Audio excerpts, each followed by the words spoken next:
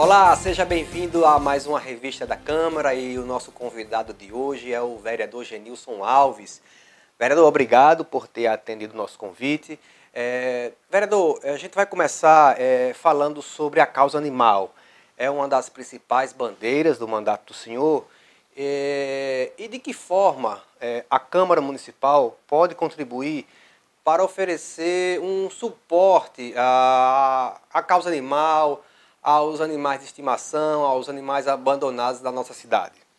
Primeiramente, quero agradecer a oportunidade de receber o convite, de participar.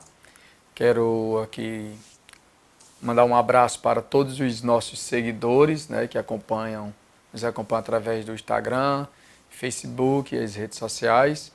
Agradecer a equipe que nos recebe de forma carinhosa. E, Regi, a gente trabalha em 3 linhas. Nosso mandato ele é preocupado, primeiramente, com os idosos. A gente percebe claramente que os idosos têm uma vulnerabilidade maior e precisam mais do poder público. As crianças, que é onde a gente tem que investir na base para colher frutos. E a causa animal, que são esses animais hoje que não têm quem olhe por ele. Eu vejo que a responsabilidade maior é do poder público, porque precisa conscientizar as pessoas, como também precisa ter o controle da proliferação, como também os cuidados básicos, né? Uma cidade de 300 mil habitantes, que é a cidade de Mossoró, mas não tem um centro de zoonoses, não tem uma clínica veterinária pública, porque a gente sabe que nem todo mundo que tem animal não tem condições de arcar com as despesas. A gente sabe que uma custa de um veterinário é muito alta. Então, a gente defende esse tripé que a gente entende que são as áreas mais vulneráveis hoje de uma sociedade. Independente desse tripé, a gente também defende outras linhas também de atuação, porque a gente acredita que o poder público ele é responsável com os munícipes. E essa linha nós entendemos que a Câmara Municipal, eu na condição de vereador, a gente tem que fazer nossas obrigações, que é dar o nosso melhor ao povo. Ao povo que eu falo, a todos os seres hoje que envolvem uma sociedade. O senhor falou que Mossoró não tem um centro de zoonoses. Muita gente se pergunta como é que uma cidade do porte de Mossoró, com cerca de 300 mil habitantes, não possui um centro de zoonoses, que existia até recentemente. O senhor acompanhou essa modificação? Por que foi que o centro foi desativado?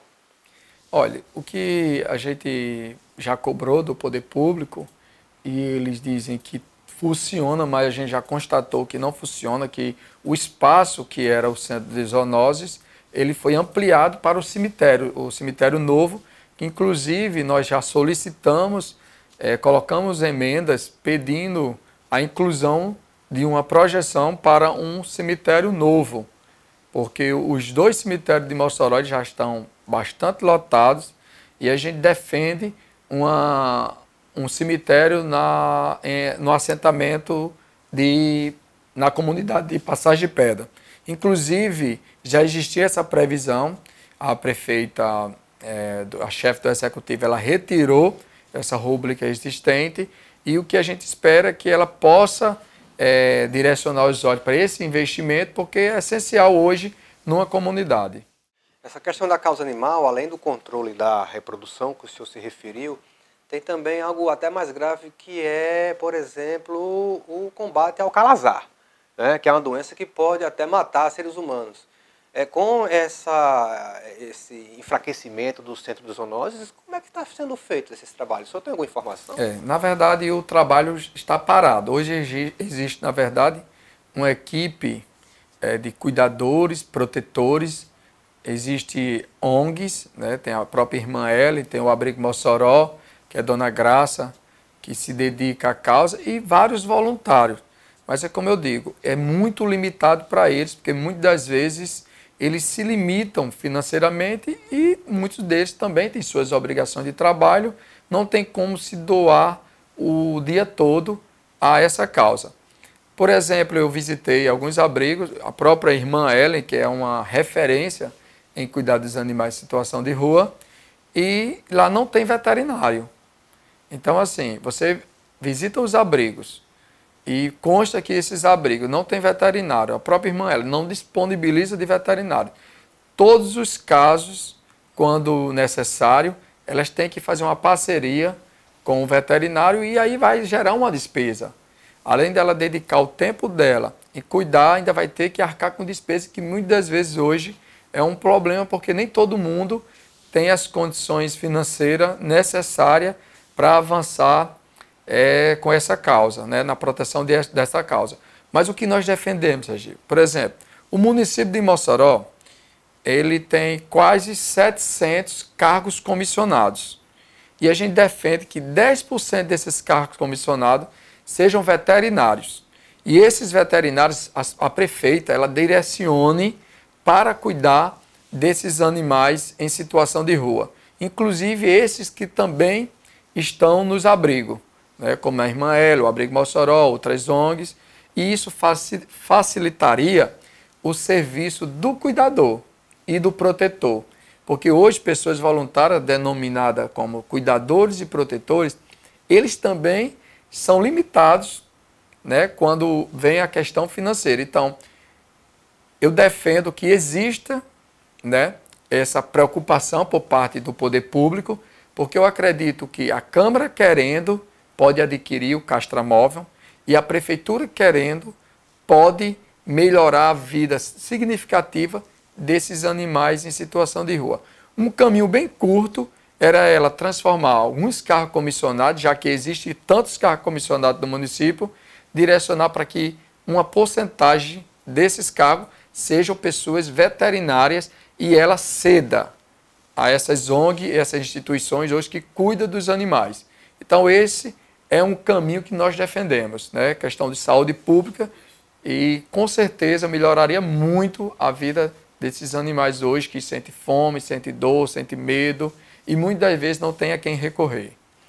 Outra prioridade do mandato do senhor é a atenção com as crianças, com os jovens. De que forma a Câmara Municipal pode contribuir para proteger crianças e adolescentes em situação de vulnerabilidade social?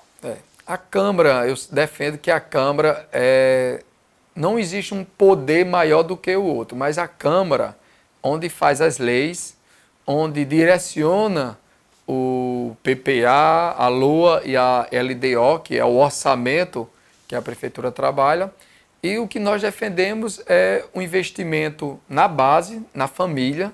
A gente percebe claramente que existe um número altíssimo de crianças vulneráveis ao mundo da criminalidade.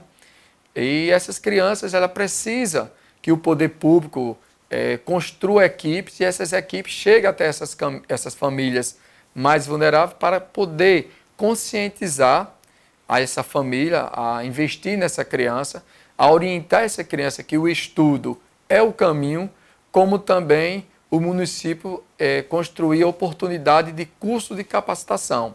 Isso de uma forma plena. Nós precisamos de campanhas de caráter permanente. Só assim a gente vai ter, não vamos dizer que 100% das crianças vão sair do mundo da criminalidade e vão estudar, vão desenvolver, mas a gente acredita que um grande número que o poder público pode alcançar e aí sim a gente vai poder ter uma sociedade mais digna, uma sociedade capacitada, uma sociedade que vai ter condições de, mais na frente, a gente colher bons frutos. Como também, só para finalizar, como também nós defendemos que o ensino fundamental tenha na sua grade curricular o artigo 5º da Constituição. Porque a gente acredita que se a criança ela aprender a Constituição, ela saberá os seus deveres, né, suas obrigações e também vai saber cobrar mais. Porque a Constituição, o artigo 5º, ele é muito completo, né? Ali está onde a criança ensina já a criança desde o início a saber cobrar, saber o que é o certo, mas também ensina as suas obrigações.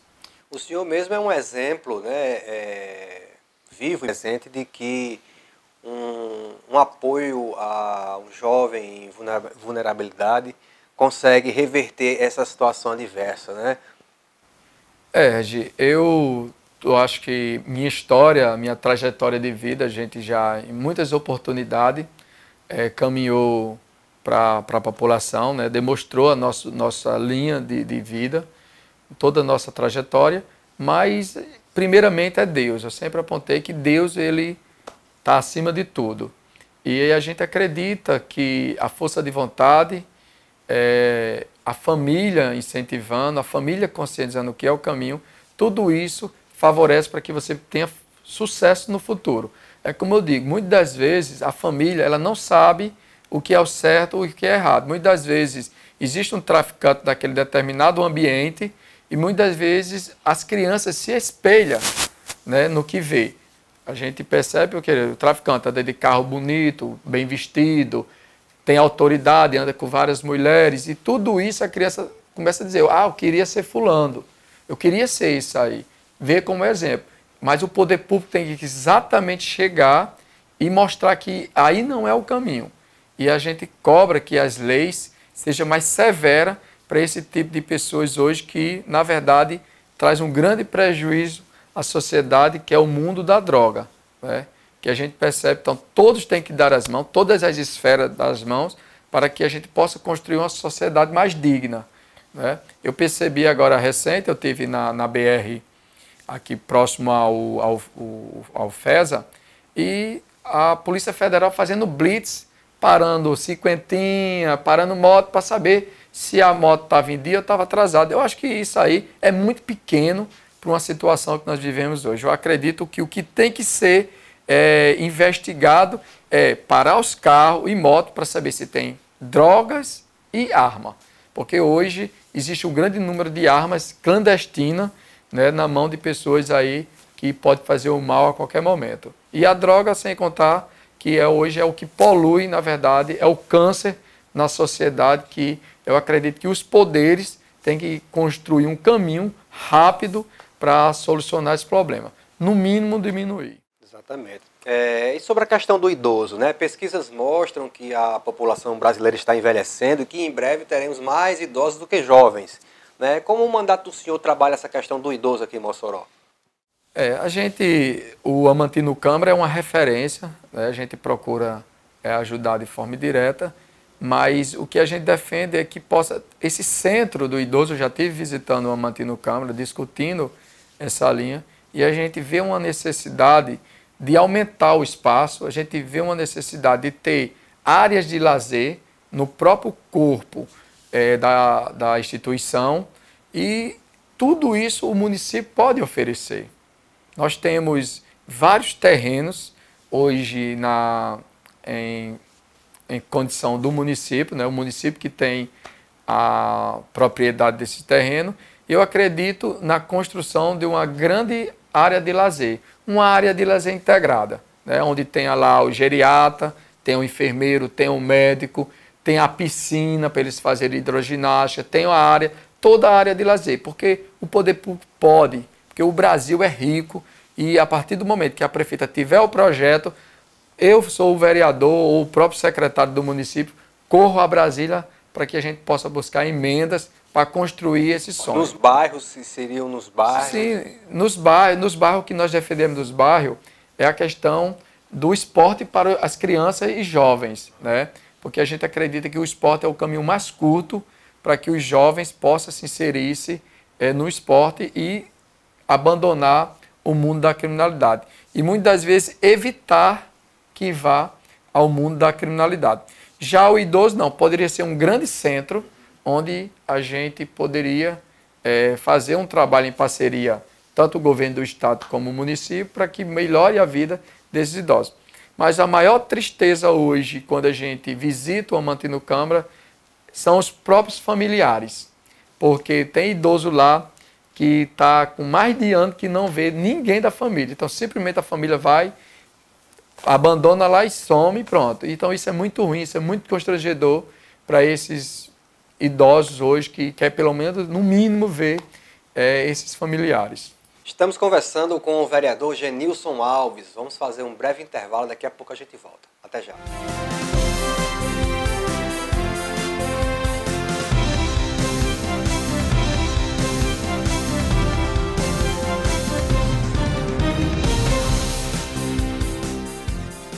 Ei, eu queria poder falar com você. Te falar desses últimos meses e como tudo tá melhor. Eu percebi que viver é incrível, mais do que eu imaginava. Ser pai era um sonho e você me permitiu presenciar o nascimento da minha filha. Foi lindo. Pintei o quarto dela exatamente como imaginei. Antes de você, eu tinha medo de não conseguir estar presente quando esse momento chegasse. Queria te contar que, por sua causa, eu pude viver tudo isso. Provavelmente outras pessoas por aí querem te falar muita coisa também. Acho que você teria orgulho. Não só por mim, mas por ter feito algo tão nobre por pessoas que nunca viu. Eu só queria dizer obrigado. Obrigado por me dar mais tempo com a minha família. Obrigado pela sua doação de sangue.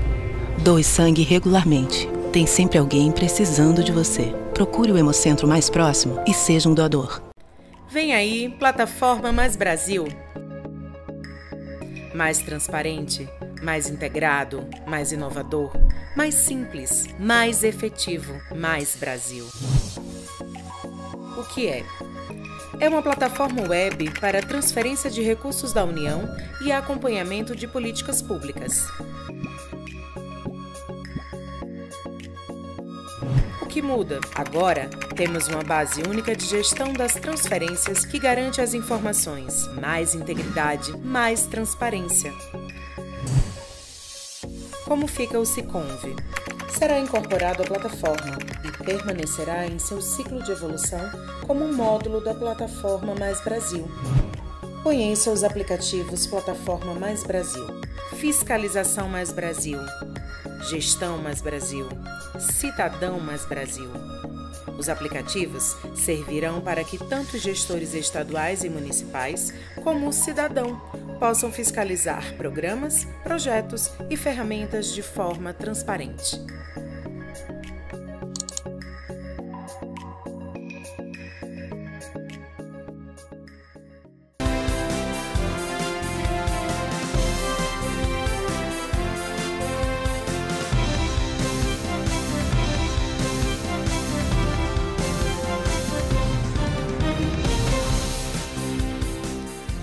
Estamos de volta com Revista da Câmara, recebendo hoje o vereador Genilson Alves. Vereador, a população tem cobrado muito também dos políticos sobre a questão da segurança, que é um problema muito presente hoje na realidade, inclusive aqui da nossa cidade. De que forma se pode melhorar essa questão da segurança pública? Nós já tivemos o projeto BIC nos bairros, né, que o próprio Polícia Militar ele aponta que houve uma melhora significativa, os índices de criminalidade diminuiu, mas o que nós defendemos é que exista campanhas de caráter permanente.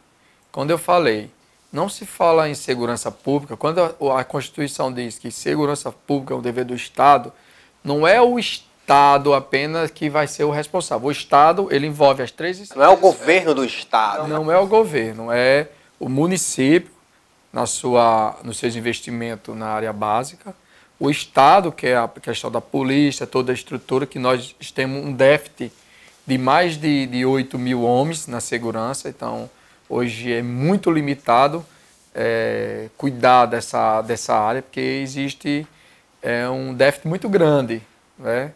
A gente tem que parabenizar hoje a segurança, a polícia, né? A Polícia Civil, a Polícia Militar, pelo trabalho que eles fazem, né? Se doa até mais do que o seu limite. E o governo federal com seus investimentos. A gente defende que o investimento básico seja na família. No bloco anterior nós já abordamos essa linha, que a família tem que ter uma consciência, né? O poder público tem que ir até essa família, porque hoje existem muitas crianças, né, que ela é adotada pelo traficante, ela é adotada pelo mundo da criminalidade, porque o poder público falha nesse cuidado primário. A gente entende que tem que existir oportunidade de emprego para esses jovens, tem que existir curso de capacitação para esses jovens, e tem que existir um investimento na prevenção da base. A base, quando eu digo, é a família. A família ela tem que ser consciente dos seus direitos e deveres, ela tem que saber as consequências quando entra no mundo da criminalidade, mas o poder público ele tem que proporcionar tudo isso. Então, quando o poder público falha, por exemplo, tem muitas crianças que não estão indo na escola. Então, o poder público ele tem que fazer um trabalho minucioso para acompanhar toda essa trajetória, porque a escola ela ensina português, matemática, as matérias essenciais. Mas a família, ela ensina a ser cidadão, ela ensina o que é o certo, o que é errado. E é esse modelo que nós defendemos, que o poder público institua equipes treinadas, capacitadas, e essas equipes visitem as famílias mais vulneráveis e possa construir um caminho para que esses jovens não entrem no mundo da criminalidade. Porque no momento que ele entrar no mundo da criminalidade, aí vai ser mais um que vai estar perdido e muitas das vezes para recuperar é muito mais trabalhoso do que você fazer um trabalho de prevenção. Então a gente defende esse formato. Como também defendemos concursos públicos, né, que possa chamar mais homens da Polícia Militar e da Polícia Civil e também o Judiciário faça a sua parte. Porque a partir do momento que há um erro, o Judiciário, na minha visão, é um dos maiores culpados. Porque fala, fulano roubou, o político roubou, o político desviou. E esse político continua sendo político, então isso é uma culpa da justiça. Porque a partir do momento que houve desvio, foi comprovado, a justiça tem que ir lá e tirar tudo que ele pegou com o dinheiro público, né? Tudo pegou de forma ilícita e dar a sua punição. Aí nós teremos exemplos para que outros não possam também fazer a mesma coisa. Por exemplo, o ex-senador Aécio Neves, né? Foi constatado que ele realmente teve vários desvios, trabalhou de várias formas ilícitas, ele foi para deputado federal e o povo também contribuiu para que ele fosse eleito deputado federal, mas ele está aí exercendo sua atividade de deputado federal e cadê a justiça? Então eu acho que a justiça ela tem que moralizar isso aí. Ou seja, a impunidade acaba favorecendo, estimulando, né, a criminalidade. Infelizmente, a cada dia percebe claramente que o crime compensa. E eu acho que isso não pode passar nem por perto de qualquer mente sadia. Eu acho que a criminalidade ela não compensa, mas o que nós percebemos aí é várias pessoas envolvidas em atos ilícitos aí se dando bem. Então, eu acho que a justiça ela tem que acordar, porque só ela vai dar um ponto final nisso. E do ponto de vista do município, além desse trabalho preventivo, né, de apoio às famílias, aos jovens, o município ele poderia também contribuir, na sua opinião, no policiamento ostensivo, digamos assim, destacando a Guarda Municipal nessa área, ou a Guarda deveria ter aquele papel de guardar o patrimônio público? Nós tivemos um exemplo que foi na legislatura passada, nós tínhamos as BICs, né, que era a Base Integrada Cidadã, que ela existe comprovado que houve uma melhora onde ela atuava. O projeto piloto foi no bairro Santo Antônio, na Estrada da Raiz, e já tem um relatório comprovando que a BIC melhorou a vida daqueles munícipes, porque realmente o nível de criminalidade lá diminuiu de forma significativa. Então a prefeitura ela pode muito bem, junto com o governo do estado, fazer essa parceria e colocar, ativar, né, porque na verdade foi desativada, ativar novamente as BICs. Mas esse trabalho, independente desse trabalho das BICs, tem que existir o trabalho na base, na família. Esse é o trabalho que nós vamos colher frutos.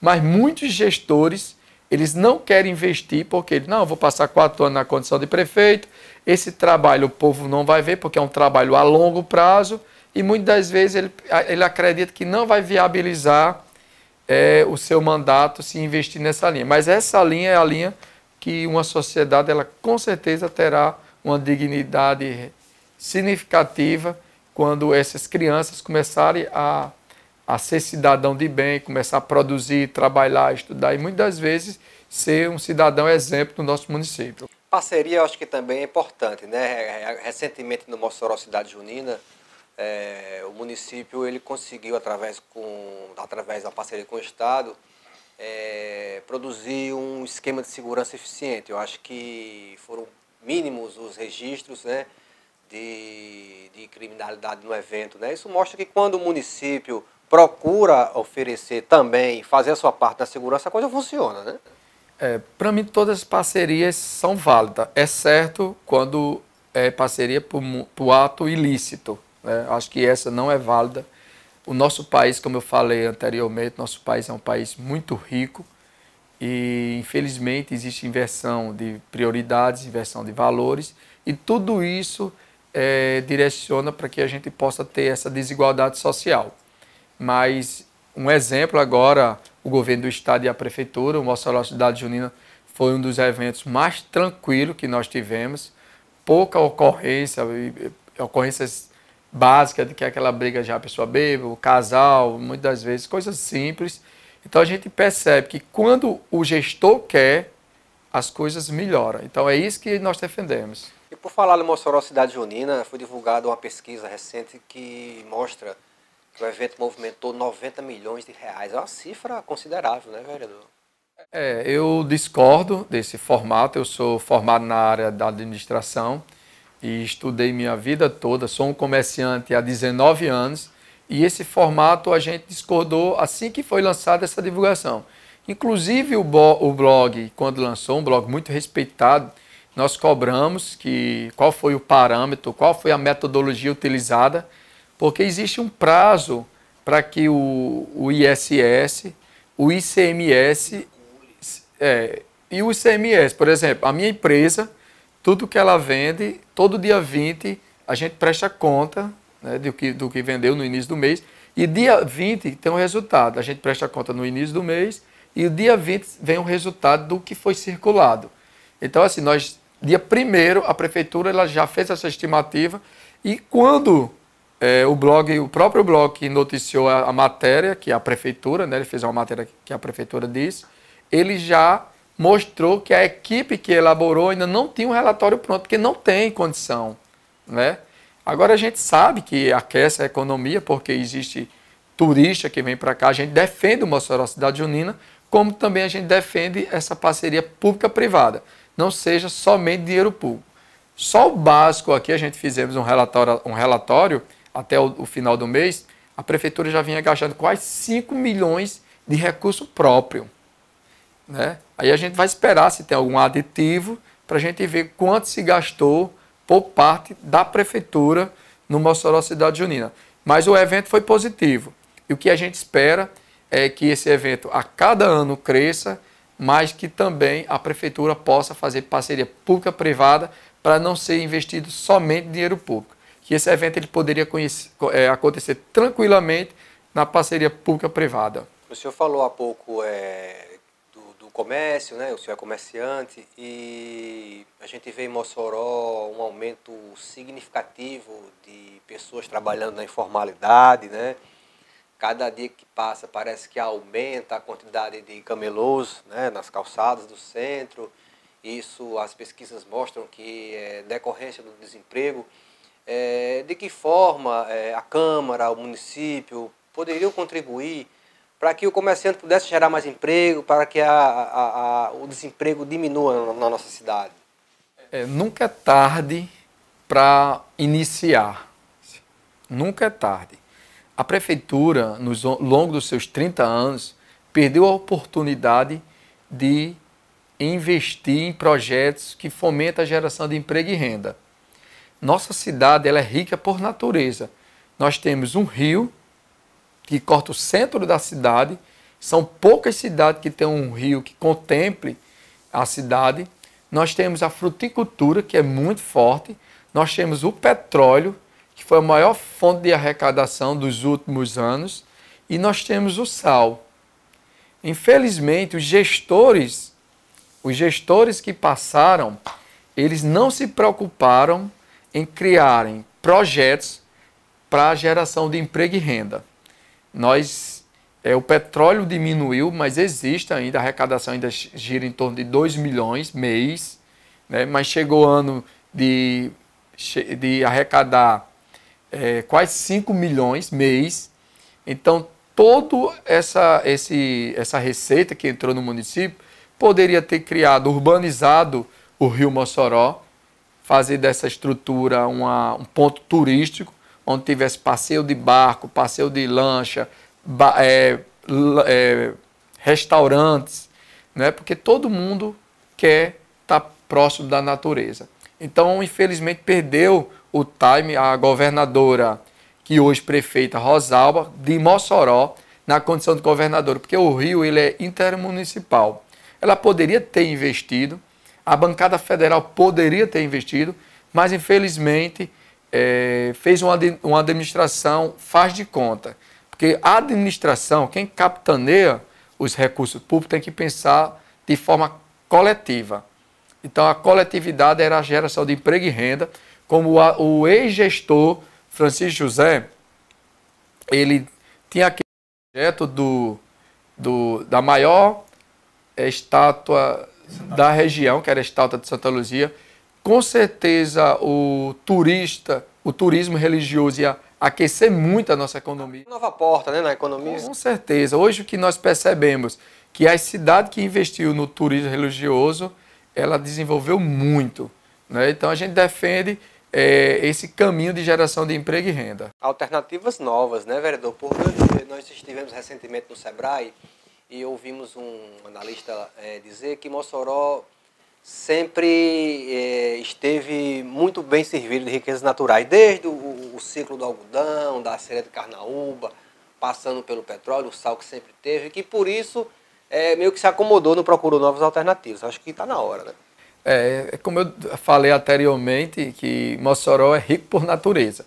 Então, basta o gestor querer, vontade política, buscar parcerias, e eu tenho certeza que quem ganha com tudo isso é a população. Como eu defendo a independência dos poderes, o poder legislativo municipal, o poder legislativo estadual e o poder legislativo federal. A independência dos poderes, quem ganha é a população. Para a gente fechar, vereador, o ano passado se falou muito num reajuste considerável do IPTU. Né? Hoje se fala pouco, mas eu creio que ainda dói no bolso. Como é que o senhor vê essa questão?